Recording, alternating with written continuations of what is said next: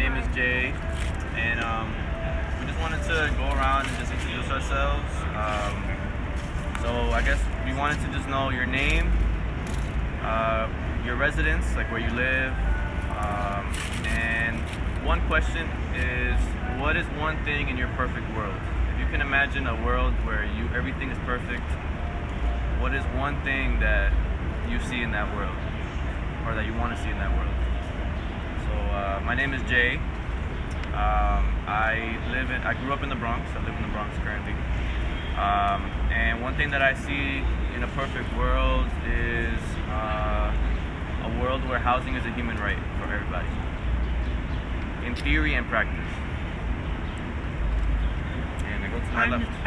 Hi, I'm Sandy. I live in Brooklyn, and if I could wish for one perfect thing, it would be to get rid of all of the corrupt politicians who are screwing around with vulnerable residents in New York City, but talking a good game and fooling everybody.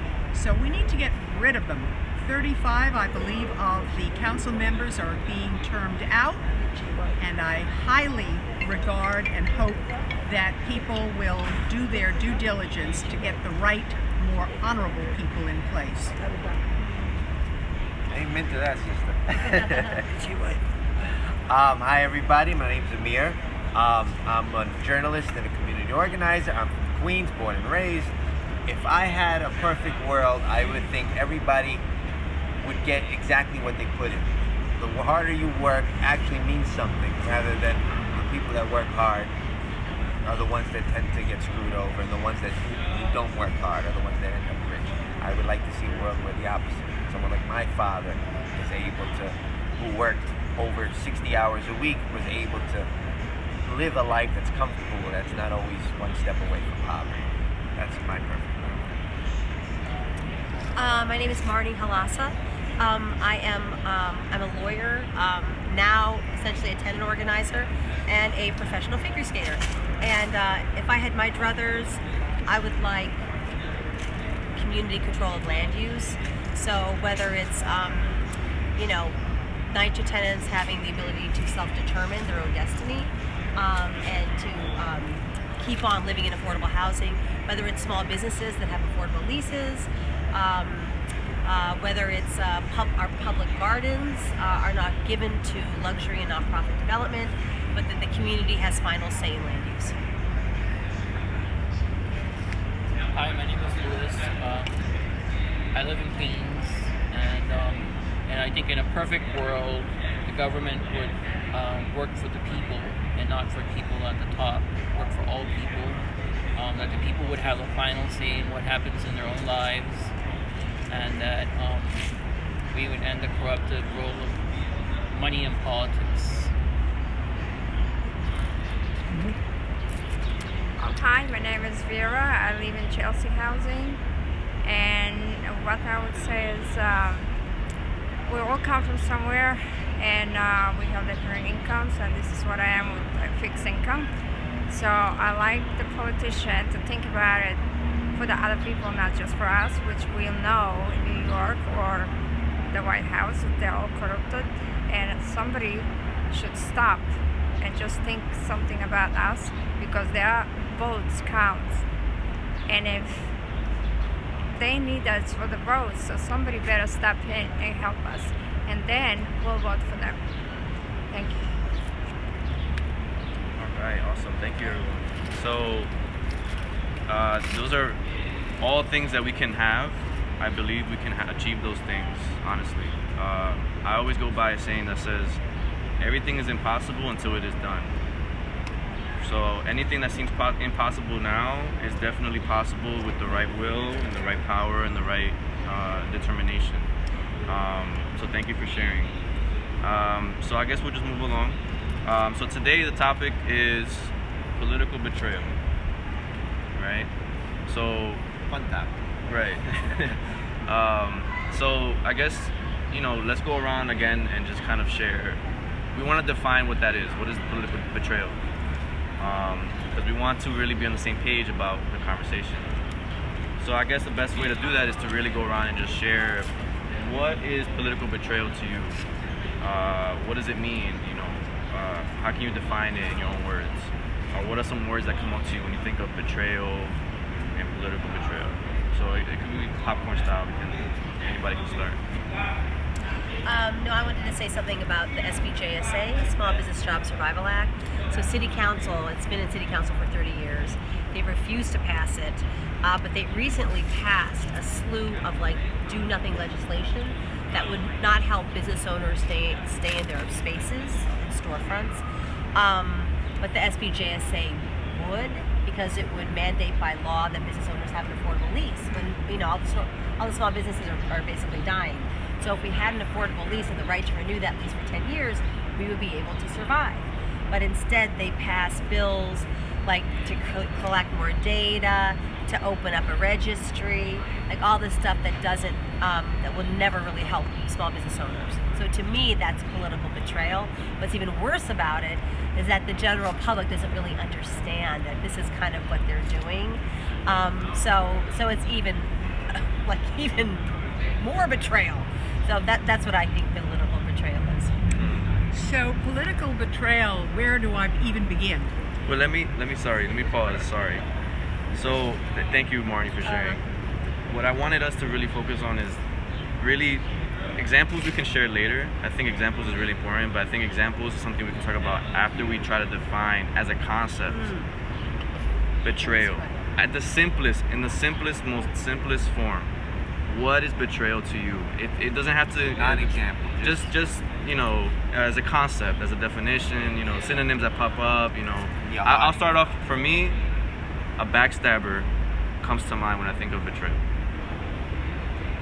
So political betrayal is true of any betrayal. When somebody says they're going to do something and they do not do it, That's good. that's Yes. really basic Yes. stuff, and Yes. it's not only political betrayal, it's every other kind of betrayal. Yes. We Yes. had chart paper. Very good. I wish we had chart paper. Yes. That's good. Yes. Anyone else? Oh, hey, brother. How you doing? Would you like to join us over here?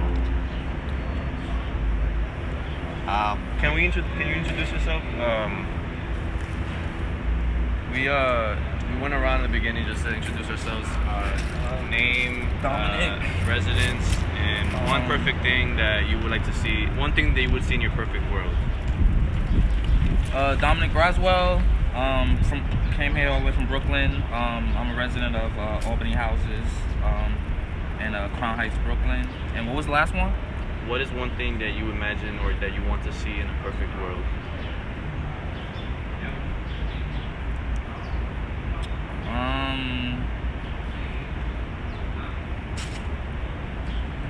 Housing, employment, and education for everyone. Free housing, and education for everyone. So guaranteed employment for everyone as well. Thank you for sharing. So right now we're actually talking about. I think you already heard this, but just defining or what is betrayal to you, but political betrayal to you. I said backstabber, and sorry, my name. Sandy. Sandy said when someone says something that they're gonna do and then they don't do it. Anybody else want to share? Say again. Can I say the politicians? Politicians? How do they betray? How are they? Because we vote for them, and what they say, they don't deliver the promise. deliver. Right. Okay, good. Anything else? I would say manipulation. That's going to segue. We'll talk about it later. But manipulation. Make you believe that they're on your side. Make you believe that everything's all good. Make you believe that they're working in your best interest. And then, when you turn your back, they stab you in the back. They lie to you. They con you. Any of the synonyms you can think of that are negative, that's what they'll do. So manipulation is kind of a holistic kind of word to sum up everything else. My favorite definition of political betrayal is when politicians who have power pretend they are powerless. Like they say, like what's happening here at Fulton, They're saying, "Oh, we feel so bad. We wish we could help, but there's nothing we can do. There's no money." You know, they pretend like their hands are tied and that they're not the ones who are making these decisions. They pretend they're completely powerless and innocent, but they're not. So it's a form of a lie, somewhere between what Vera said and what Amir said. They play possum. They pretend they're dead so you can walk away, and then they walk over, run away. So, unless anyone else has anything else to add, I just wanted to just kind of sum it up with some other things that come to my mind. So, like, other words that come to my mind when I think of betrayal are unfaithful, cheater, liar, broken promises, sellout.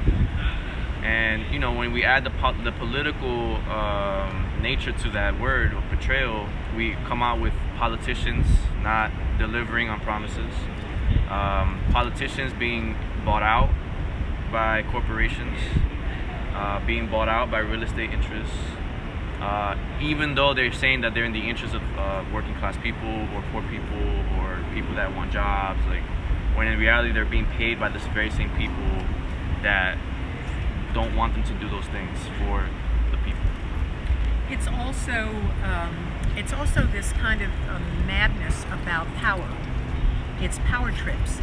It's wanting to do whatever they have to do to get the power that they don't want to give up, which is why many of them continue to sell out in order to get the campaign funding, in order to keep the seats that they got disreputably in the first place. So I think there's some of that ingredient too. Yes. In betrayal. Yes. Yeah, they put profit before people, right? We're seeing that happen too often. So, you know, now we can kind of segue into examples, right? What does that really look like in the real world? So Marnie shared the whole small businesses. What is this for? Small Business Job Survival Act. Right. And passing. Like this idea that they need more data. Oh, we need more data. We need to create a registry. But there's already data out there that shows that 1,200 businesses close every month with 8,000 jobs lost to New Yorkers. So there's already data out there. Like Gail Brewer's study of like 200, empty storefronts on Broadway. There's already it out there. So why are we waiting and delaying passing this bill that's so needed since we're in a crisis? But they say, oh, we need this or we need that, and it's like it's distraction. Yeah, would not help at all. So, you know, my thing in terms of betrayal is, and as it relates specifically to the NYCHA issue, is the prioritization of where New Yorkers' tax money has been going. When the priorities of New Yorkers' tax money goes to fund boondoggles like the BQX, alternative transportation that nobody wants, that makes no sense in a flood zone, when there's money that's found for Shirlane de Blasio's Thrive NYC, which is a joke, many hundreds of millions of dollars, I think 850 million, but I may be wrong, when there's money to be found for giving away HPD lots for $1 that could be worth many, many millions, that could be contributed to fixing the NYCHA houses. There's plenty of money. It's just that it's being diverted to the politicians' campaign funders. Plenty of money. There's money to buy ferries for a private ferry company instead of taking the money, for argument's sake, and putting it into the MTA. Come on.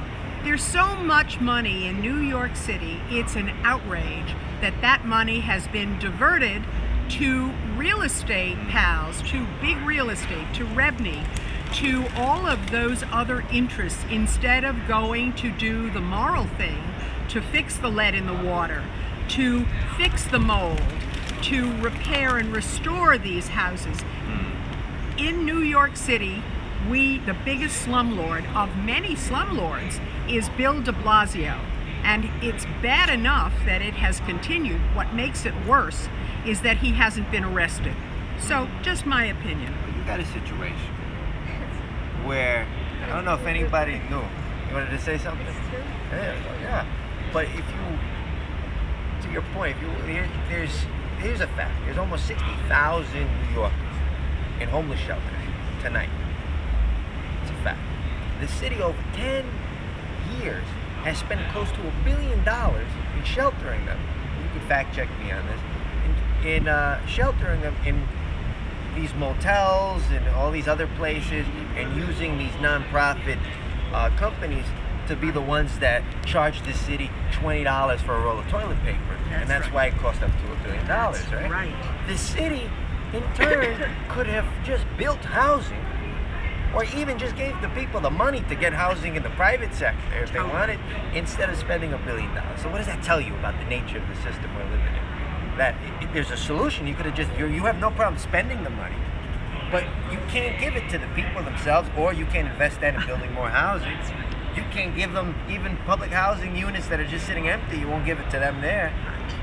You can't even buy the hotel and just give it to the people. All these solutions that they could do, they don't mind spending the money, but they mind using the money for real housing for people, because housing is a commodity. It takes money. If you gave everybody housing, it wouldn't be worth anything.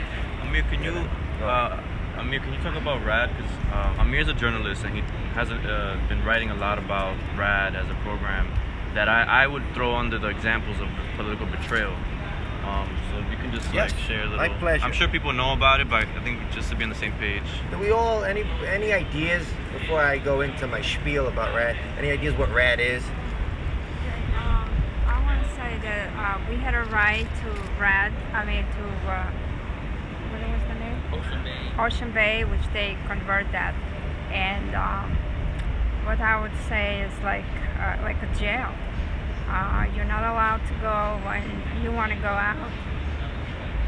It was really frightening for me, and I hope RAD will never get with the other NYCHA's buildings, because what I saw and some other tenants, that's not for us. So my suggestion is to have the money for NYCHA and let NYCHA decide what's going to do and how it's going to do. Otherwise, if the private developers take over, so many people are going to be homeless, and so many people cannot afford the rent. So it's really, RAD is not for us or the other company, PAC. So my experience from that is that it's no RAD and no PAC. Just we want our homes to be fixed with the money out there, and just I hope some politician will step in and help us to go through all this, and whoever wants to help us will get the votes for that politician, or many of them, so it will be even better. Thank you. You brought up Ocean Bay. That's a great example. I've written about Ocean Bay. I'm by no means an expert on this program. It's a complicated, convoluted program. That means a lot of things, right? But I'll speak specifically to Ocean Bay, and then I'll go a little bigger. So in Ocean Bay, what happens is the city said we no longer had the money to invest in the upkeep of these buildings, right? The federal government saying we're not going to invest no more in public housing. So the state doesn't want to fill the gap. The city doesn't want to fill the gap.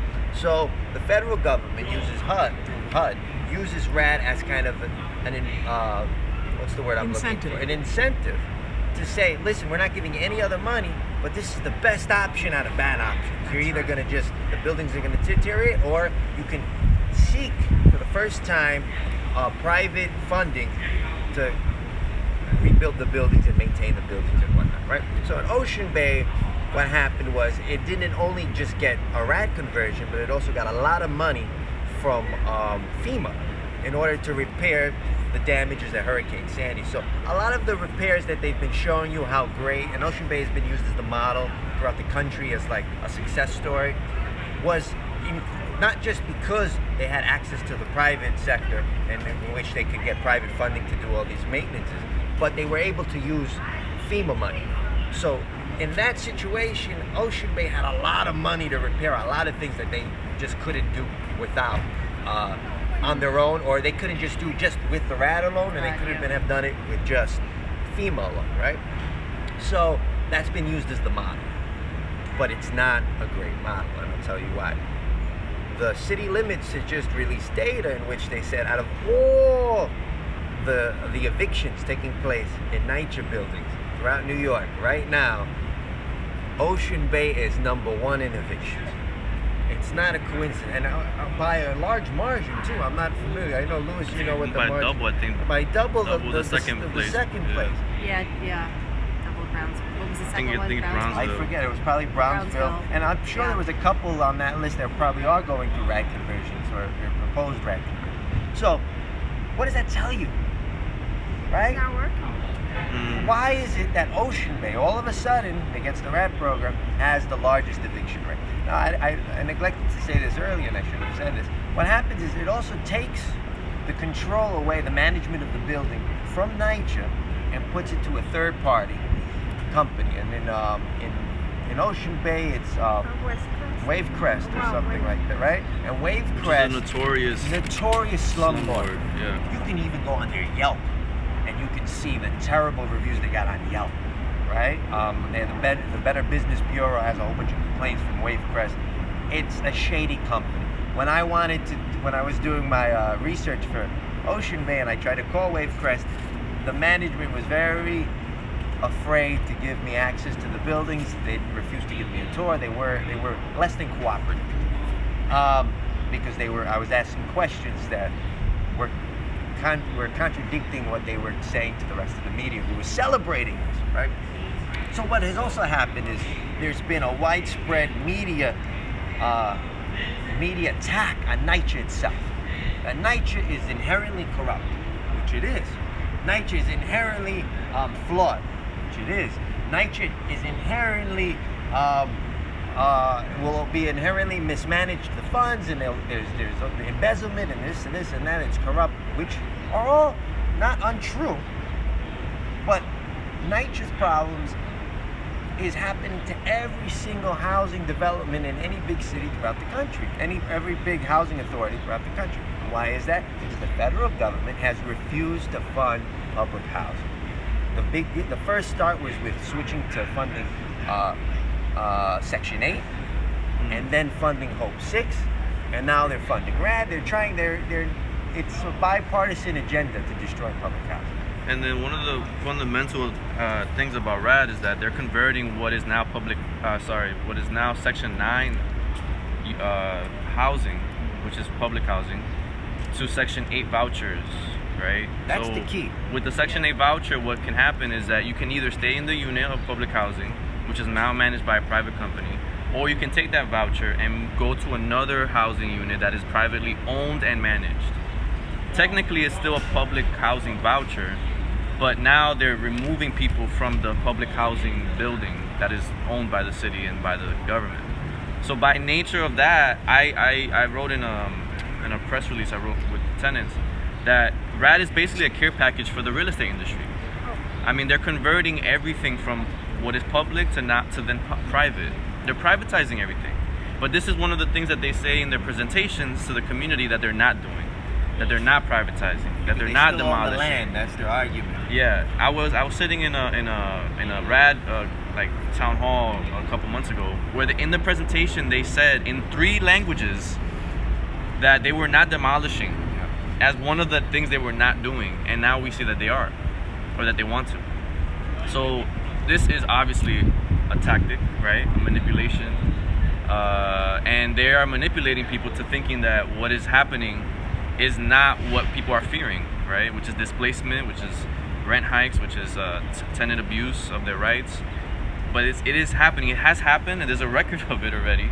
So how are people not going to think that's going to happen again? It's a transfer of wealth from the poor to the rich, which has happened for centuries, right? So another example of political betrayal that I want to highlight are the rezonings in New York City. That have happened in the last couple years, last 10 years, I can say. And I have a list of them, but I mean, I'll just throw them out as names. So Melissa Mark Viverito, right?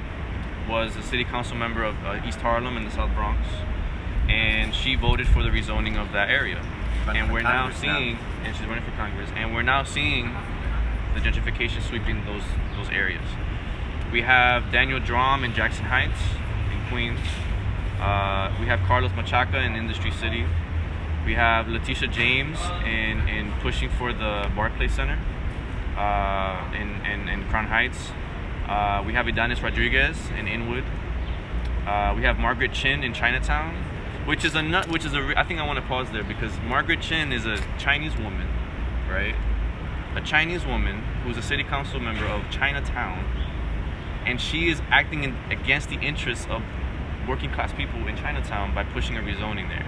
Let's talk about Mark Viverito's Puerto Rican, and she's pushing She pushed a rezoning against the people who live in, who are of her background, her ethnic background. He's Latino in the Latino community. We have Ruben Diaz and Marcus Crespo with Hunts Point and welcoming Fresh Direct coming into the South Bronx. We have Diana Ayala in the South Bronx now, taking Viverito's seat, pushing for new jails to open all across the city.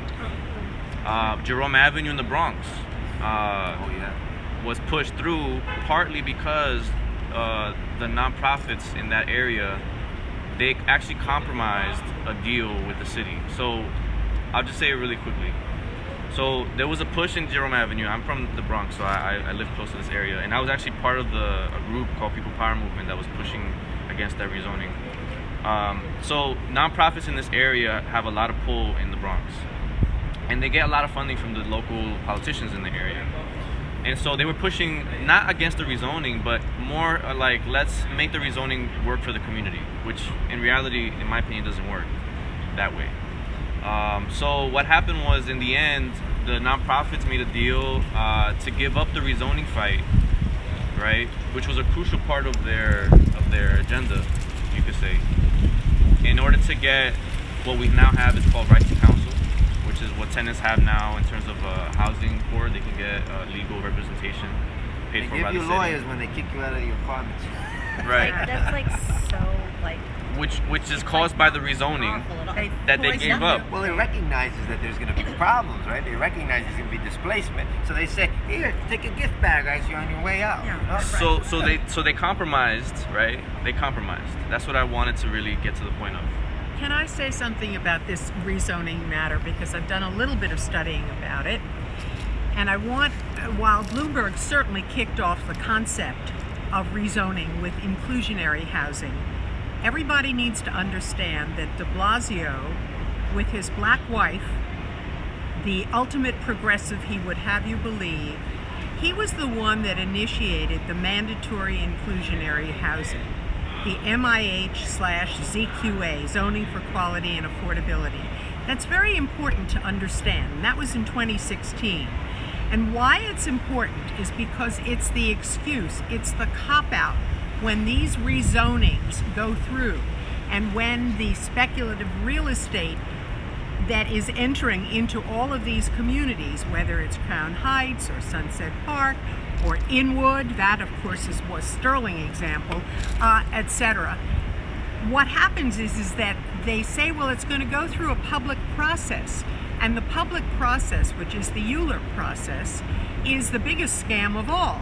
Because what happens is that these rezonings are already decided long before it gets to the so-called public process, which means before it gets to the community board, then to the borough president, then to the city planning commission, and then to the corrupt local council member. And what is bad about it is that then the politicians are able to get their cop out by saying, but it's for affordable housing. It's for mandatory inclusionary housing. Again, not to be too wonky about it, but mandatory inclusionary housing relies on a lottery, right? You've all heard about the lotteries. The lotteries have tiers. The tiers of what your supposedly area median income is. So, hey, when they say it's affordable housing, and when they say developer, you can build sky high and you can buy a black person's, let's say, 4-story generational handed down brownstone, as they do in Brooklyn, my neck of the woods, and you can build a 13-story tower B, but you've got to do affordable housing. And guess what? When the area median income is really $30,000 a year, and they say, but the apartment is going to be $3,000 because the area median income, based upon the HUD definition, is much higher, $60,000. What happens? It is a fast track. It speeds up gentrification, Can I briefly displacement. interrupt that? Yes. For a second, you made a good point about the ULIP process, and I hope this isn't taking us away from our agenda. Oh, but I'm it's sorry. No. I got But kind this of is, off. I think it's going to tie right in. That ULIP process is very interesting. The ULIP process is something that it goes through stages, in which you mentioned. You go through the city, Over the 9 months. community, Yep. 9 months, community, the community Board boards. first. It goes into the Borough president. it goes through all these steps, all of which its decisions are voluntary. Nothing is binding. Like if the community board votes against the rezoning, for example, that doesn't mean anything. It still has to go through the ULIP process, because the only person who has any true power within that ULIP process is the city council member, because there's an unsaid rule in which if the city council member rules in favor or against any particular rezoning, Everybody goes along. falls in line. That's right. Right? So the only person that has any true power within that process is the city council member. So the ability for a city council member in any said district to cause any sort of change, to cause any sort of redevelopment, is an immense power that they have. And which ties into exactly. right, it transitions right into what I wanted to focus on as well. Is so the commonality among all those people that we mentioned that were responsible for the rezonings is that they're almost all, if not all of them, are part of the Democratic Party, right? Which people believe are progressive, but in reality they're not, because they continue to betray the working class. So with the whole city council member having power in that district that Amir just presented to us, we are in Chelsea, right? And who is the city council member of Chelsea? So Corey Johnson is not just the city council member of Chelsea, he is also the Speaker of the House. So, of the city council. City council speaker. So he has even more power than the traditional city council member of a district. He has, I would argue, he has dual power, right? To really direct what happens in Chelsea. And just a fun fact, I was reviewing a research for this conversation, and I was looking at the relationship of the mayor to the city council, right? There's like an organizational chart online that you could look up for city council, or actually the city, to see where people's power positions lie. And I was looking at it, and so the mayor and city council kind of have this kind of almost equal relationship where they check and balance each other. So if the city council proposes a legislation, the mayor can veto it. And if the mayor vetoes it, the city council can veto that by 2/3 vote. With the majority, right? 2/3. So it's interesting to note that Bloomberg, in order to get a bill passed, the mayor either has to sign it into approval, or doesn't sign it and it just passes. Bloomberg was notorious for vetoing a lot of bills, but he also approved every bill that passed. So he actually signed every bill that went through as good. De Blasio has not vetoed any bill put forward by city council. 0. That means that the city council proposes legislation and the mayor has literally not said no to any of them. Because he's doing everything that the mayor, they're doing everything that the mayor wants. Well, further than that, the mayor says that when he was asked why he doesn't veto anything, he says his office is involved in almost every bill that's written. Right? So what does that say about Independent. the power dynamic happening It's here? supposed to be a check on the mayor. Right, but the mayor is actually kind of just letting the city council run everything pretty Or much. He's running the city council. So there's this relationship happening. So what does that say about Corey Johnson? And what does that say about city council members in general, under the Democratic Party? Well, if whatever, let's say in this district, Corey Johnson says, I want this, the chances of it going is almost 100%. The mayor will not veto it because he has not shown a record of vetoing anything. Right? Or he'll veto it. Say that's the one thing he wants to. They go against him, and he vetoes it. The city council speaker could still get the rest of the city council to vote for that bill, and it could still. So Corey Johnson has immense power right now, and he's running for mayor.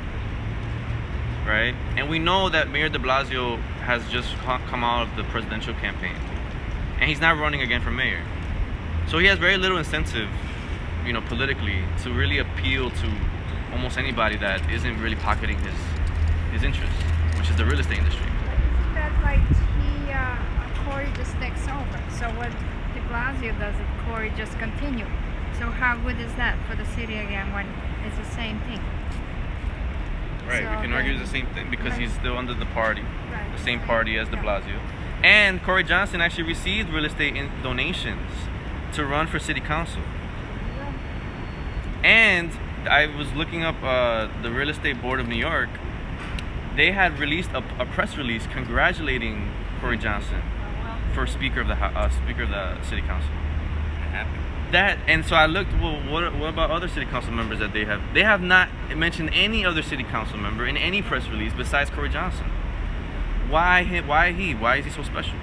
So that means that the real estate industry has a particular interest in Corey Johnson.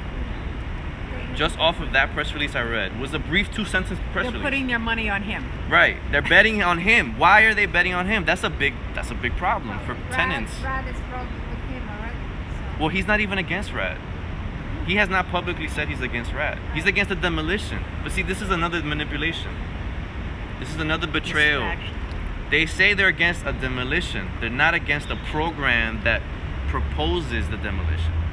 It's very snaky the way that they it's all rhetorical.